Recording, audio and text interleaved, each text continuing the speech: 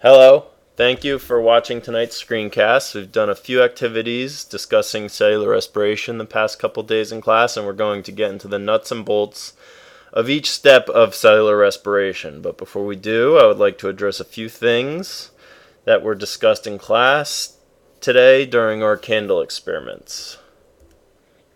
So I'd like to welcome you all to an episode of Mr. Bishop Was Wrong. Tonight's episode highlights the fact that I should have paid better attention in my organic chemistry class. As we were burning candles today, I told many of you that the wax is a fat. I told you that wax is a fat, which is providing the energy source to keep the candle burning. The wax is indeed providing the candle with fuel to burn. However, wax is not a fat. However, that said, both wax and fat are molecular compounds known as lipids, which are characterized by their long hydrocarbon chains. In the images, we can see several examples of lipids. Cholesterol, which is a sterol or steroid alcohol, which are also lipids. A free fatty acid, which is a lipid. A triglyceride, which is a common fat, is a lipid. And a phospholipid, which we know make up our plasma membrane. Part of our plasma membrane that gives it its semi-permeability, as well as cetyl palmitate, which is a wax, also a lipid, and you can see those characteristic long alkyl chains on cetyl palmitate, which are characteristics of lipids, which include fats, waxes, and sterols. So now that we've gotten that out of the way, I would also like to rewind a bit and revisit what was said on an earlier slide that cells derive their energy from carbohydrates, lipids, and protein. This is not an error or mistake in what I said, but I do think it's important to understand that these three types of molecules are what are known as macronutrients. Macronutrients are nutrients that provide calories or energy. Nutrients are substances needed for growth, metabolism, and for other body functions. Since macro means large, macronutrients are nutrients needed in large amounts. There are three macronutrients. Carbohydrates, a biological molecule consisting of carbon, hydrogen, and oxygen atoms. The smallest unit of a carbohydrate molecule is known as a monosaccharide, or simple sugars like glucose.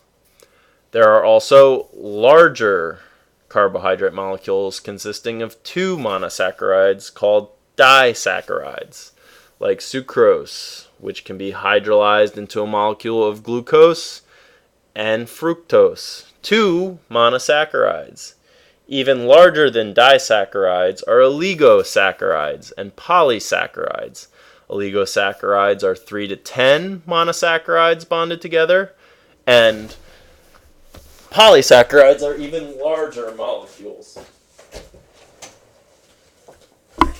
Polysaccharides are even larger molecules such as starch and glycogen. Fat, as we discussed in our episode of Mr. Bishop's Mistakes, fat is a lipid. We consume lipids in the form of triglycerides, cholesterol, oils, which are unsaturated fatty acid chains, which are liquid at room temperature, and what we refer to as fat, in quotes, such as butter, lard, shortening, are saturated fatty acid chains, which are solid at room temperature. Protein. Proteins are long strands of linked amino acids. That's why I said the other day that amino acids are the building blocks of protein. One of you asked, how many amino acids are there? Well, throughout known life, there are 23 known proteinogenic amino acids, which are amino acids used to build protein. There are many other amino acids not found in proteins, but eukaryotes use a combination of 21 of the 23 coded in their DNA. As humans, we can synthesize or make 12 from molecules in our body.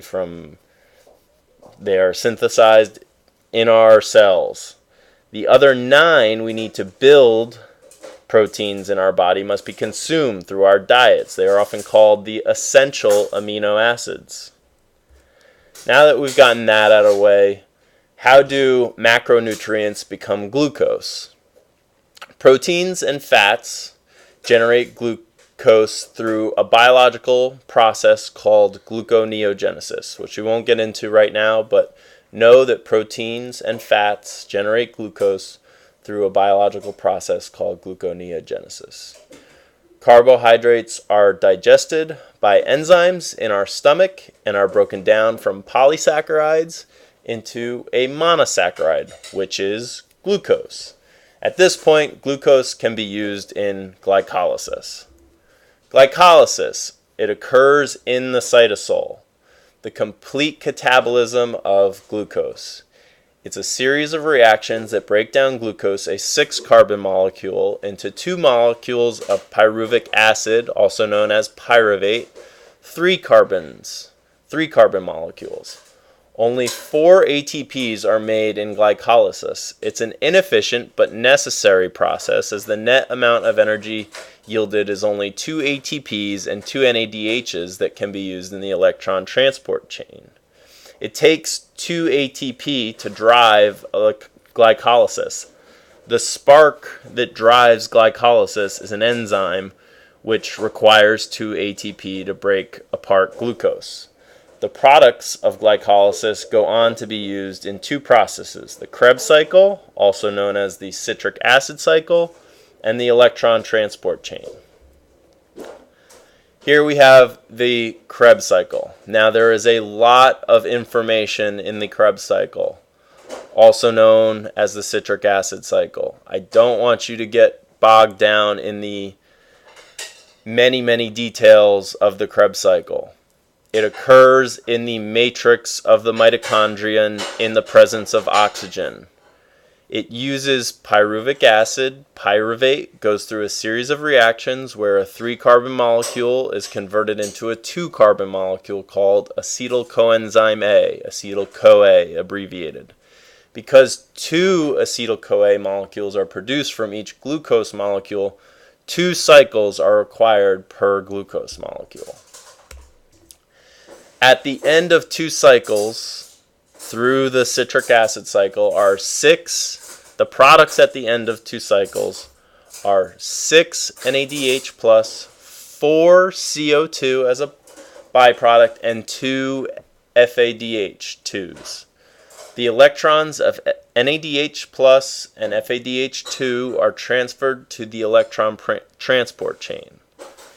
And this is where we will end our screencast tonight. Thank you for watching. I know this was brief, but there was a lot of information. I suggest that you rewatch this a few times, and we will get into the nitty-gritty of the electron transport chain tomorrow. Have a good night.